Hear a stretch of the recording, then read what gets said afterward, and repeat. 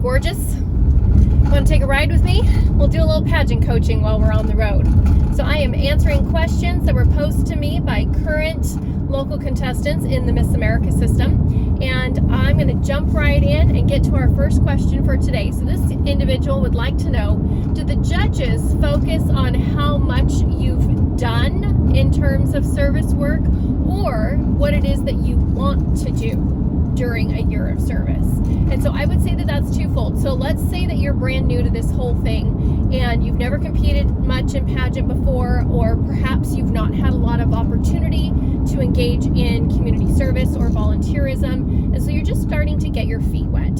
So they have grace for that. Absolutely. They understand that if you're new to this and you've not had the opportunity to engage in a broader way with your service, they're not going to hold that against you. If you can articulate your plan for what you will do, what you intend to do with your service over the course of the next 365 days. So you've picked this cause that you are passionate about. Sorry, my kiddo's cup in the back seat is rattling away, so we'll go ahead and put that down here where it won't make so much racket. But if you have the next 365 days to engage this passion project of yours that you are going to invest your time and resources into, as well as using it as a platform by which to promote the organization. So because you have this microphone and this platform as a result of being Miss Title Holder, then you get to use that to shine a spotlight on this service initiative. So you should have a plan for what it is that you would like to do with the title to do two things: educate people about the nature of this issue, why it's an issue, and secondly, advocate for the individuals impacted or affected by this issue. So educate people about it. What is it? What do you want to do with it? How can you help? And then advocate for those who need some additional support because they're impacted by this issue. So as long as you can clearly articulate a plan for what you want to do with your service year, the judges are absolutely interested in what you want to do. If you don't have a lot of service on your resume or in your back pocket to be able to share about, talk about what you will do.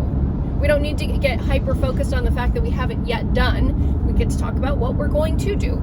If you have a lot of service, if you have years of experience serving in this particular role with this particular issue or cause, share away. Let the judges know what you've done. Toot your own horn. Make sure that they know that this is something you're committed and serious, committed to and serious about, and that you will champion effectively through your year as Miss Title Holder.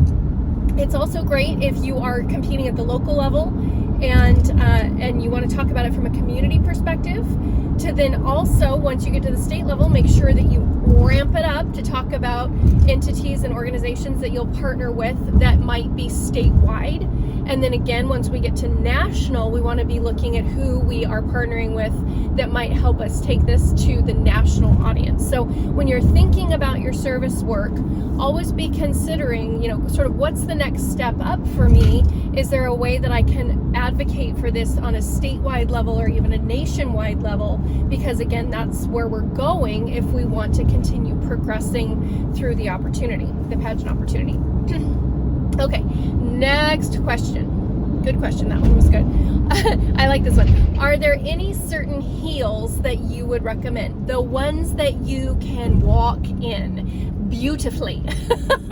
And now I say that because we're all different, right? So shoes fit all of us differently, and you know your system. So each system has a little bit of a different look that they're going for. So if you are in the MAO system, you're going to be doing fitness. If you're in the volunteer system or the USA system, you're going to be doing swimsuit. So you're going to have different shoes for different purposes, for different phases of competition. So do I have a shoe I recommend? If you're doing fitness for MAO, I recommend a shoe that looks less clunky, less heavy, more thin-soled, something that's delicate on the foot, not heavy.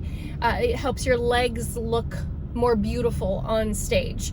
You don't want them clunking around in old heavy gym shoes. For gown, obviously an evening heel that you are comfortable walking in and that it is an appropriate height for you. Nobody says you have to wear 4-inch heels. Don't attempt 4-inch heels. If you're not confident in 4-inch heels, you will compromise your presence on stage if you look uncomfortable. And the shoes will make you look uncomfortable. They'll compromise your whole walk, your whole look. Your gown won't look the same. You can't model your gown if you can't walk in the shoes. So pick a shoe that you're comfortable in, that you can walk in. Also, with regard to platforms, I know some of the systems are the girls are really getting into the really thick platforms. Just be aware, ladies, that if your producer your choreographer asks you to do something, come downstairs, go upstairs, do a turn, you need to be able to accommodate that in your shoes and look completely natural doing it. So if all you can do is walk a very sedate evening gown walk in your shoe because you're just not that comfortable because the platform's too high or the heel's too high, you may want to make a different choice simply because you may be asked once you get to competition to do something different than you had anticipated or something beyond what you had anticipated in that shoe. So make sure that you're comfortable moving in that shoe. You know, I attended a pageant earlier this year, and the contestants, there was an issue with auditing, and the judges had to have score sheets taken back to them for clarification, and the auditors, were really trying to work fast and hard and make sure that everything was as accurate as possible, but the women were out on stage for an extended period of time. And if that happens again, and you're in a shoe that all you can do is barely manage to get through evening gown in, and you're strung out on stage, I mean, even the awards ceremony at the end of a pageant can take up to a good 10 to 15 minutes. So you need to be ready and able to stand in those shoes for an extended period of time if, in the instance, something happens with the auditing and you're out on stage waiting, or if the awards ceremony is lengthy and you're out on stage waiting. So I always like to take a couple of non-steroidal anti-inflammatories before I stepped on stage in my shoes, and back in the day we would wear those acrylic heels, and so I always had some baby powder on hand to sprinkle on my foot and into my shoe and make sure that they were comfortable to get into and get out of. And I'll tell you what, there's no joke when it comes to pageant heels and time in heels. Make sure that you are learning how to stand appropriate in those heels, how to pose and posture yourself when you stop, and not only walking, because walking is so important, but the way that you carry your body in the shoe. You need to be protecting your back and engaging your core when you're walking in your heels. How you're holding your shoulders and your upper body is important as well, and of course keeping your arms looking fluid. It's a lot of work. It is a lot of work. There's no doubt about it. So that's a fun question, talking about shoes, for sure, a good one. Also, just something to think about. Know that the shoe that you're wearing should also be appropriate for what it is that you're doing. That kind of goes without saying, but let me be more specific. So if you're in gown and you want to look elongated and elegant, don't choose a chunky heel, right? Because you want to look elongated and elegant, and a chunkier heel has more of a different fashion kind of vibe to it. So yeah, just something to think about there. If you're wearing a gown that has a slit in it, make sure that your shoe doesn't distract. So sometimes women get really ornate shoes or really sparkly shoes. Your shoe should be an extension of your leg, and it should not detract. You don't want the judges looking at your feet. You want them looking at your posture and your carriage and your stature, your beauty, everything that's from the neck up. You want them to enjoy you modeling your gown. You don't want them stuck on your feet. So wear a shoe that is functional for what it is that you're doing and that doesn't detract attention from the rest of you, which is really where we want the judges focusing, especially on your amazing smile and your captivating eyes, right? Okay, so that was fun. Okay, enough about shoes. I can talk all day about shoes. Moving on. Let's see, what's your best advice for letting it go after interview is over, especially if you're one who tends to replay every little moment? Oh, the past is in the past, right? Okay, so we gotta let it go, girls. We gotta let it go. So once you step out of interview, once you step out of any phase of competition, it is in the past, right? So the judges have scored it and it's over, and you brought what you had for that moment. And if there was a slip up or something that you felt like was an error or a mistake, the judges again will give you grace. If you are their title holder, they will find you. They will make sure that they point you appropriately for what you bring to the stage.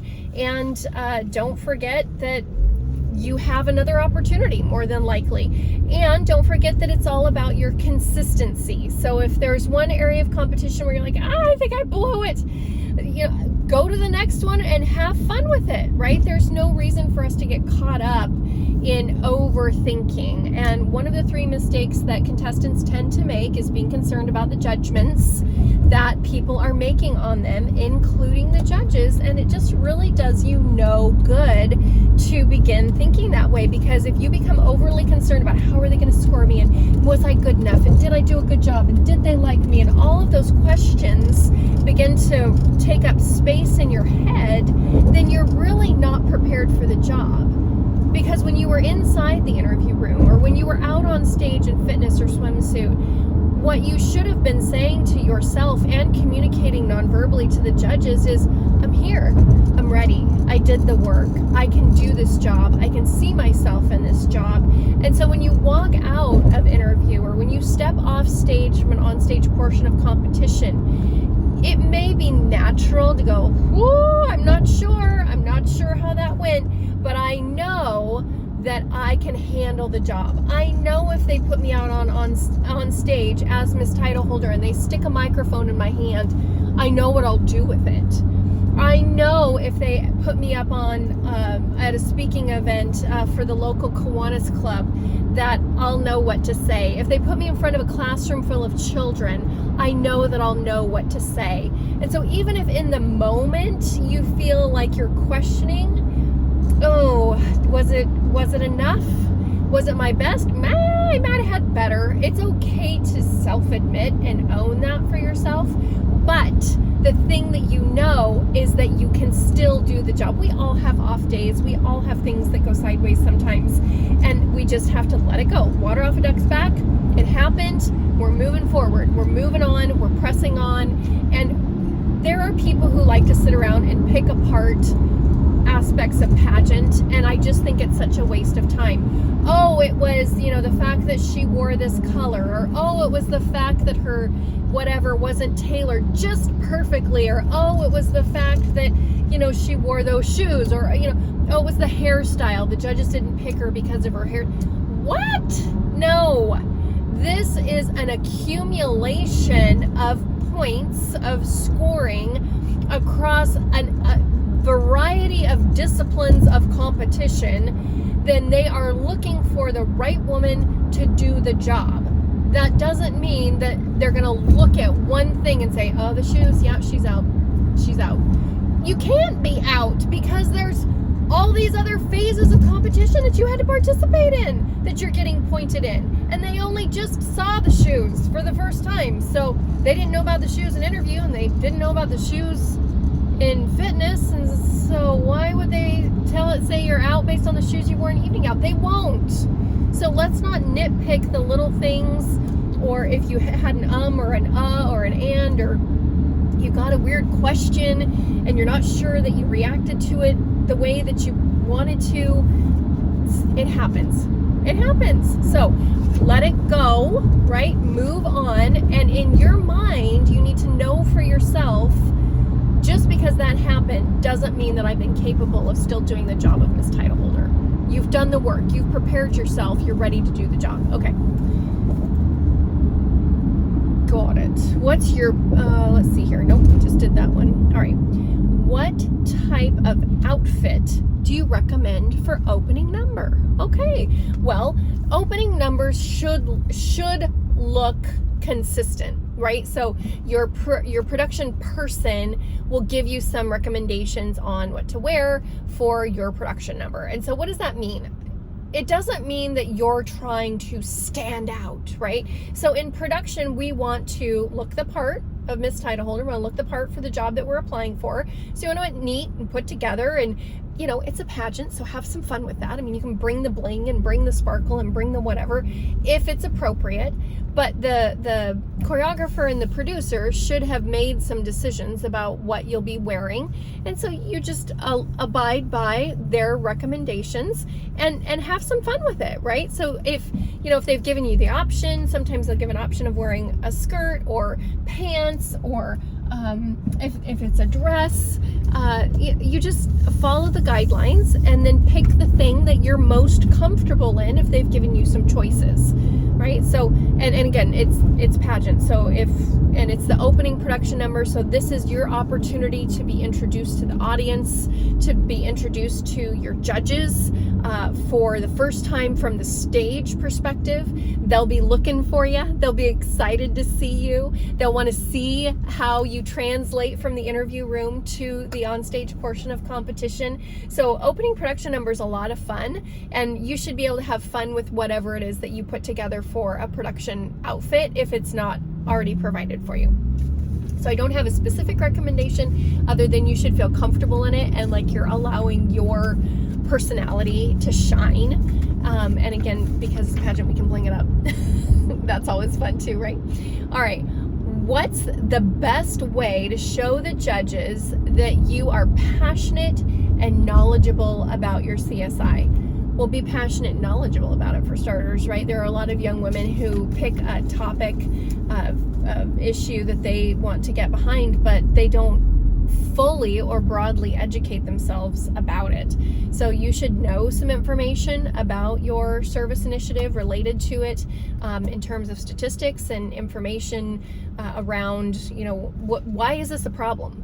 Right? You should be able to define, like, I chose this service initiative because this is a problem and this affects real people, and here's the statistic on how many people are affected, or how the environment, or how animals, or how, whatever it may be that your service is related to, how they're affected. And then you talk about specifically some of those negative impacts that you've seen firsthand in the research or in the work that you've done around this issue. And then finally, you need to be able to talk about how you're engaged in already fixing it, or how you will engage in fixing it or bringing it to resolution, or how you plan to be an advocate or educate other people about this particular issue over the course of your year as Miss Title Holder. And even if you're not Miss Title Holder, right? Most of us are still involved in advocacy for service entities, philanthropy in some way, even outside of the pageant world. And that's important too, right? Because if we're doing pageant just to do pageant, then we probably need to get a life. If pageant becomes your life, get a life. Because we do this for the sake of the personal growth and development. We don't do this simply to win a crown and win a title. And so when we get hyper focused on just winning or being Miss Title Holder, then we sort of lose sight of all the rest of the opportunities. We lose sight of the big picture. So I would just say, if you want to show the judges that you're passionate and knowledgeable about your CSI, make sure that you've thoroughly investigated it and you know what it is that you want to do with your service for your year as Miss Title Holder. So, all right, ladies, that's all I've got for you today. Tune back in soon and we'll do some more.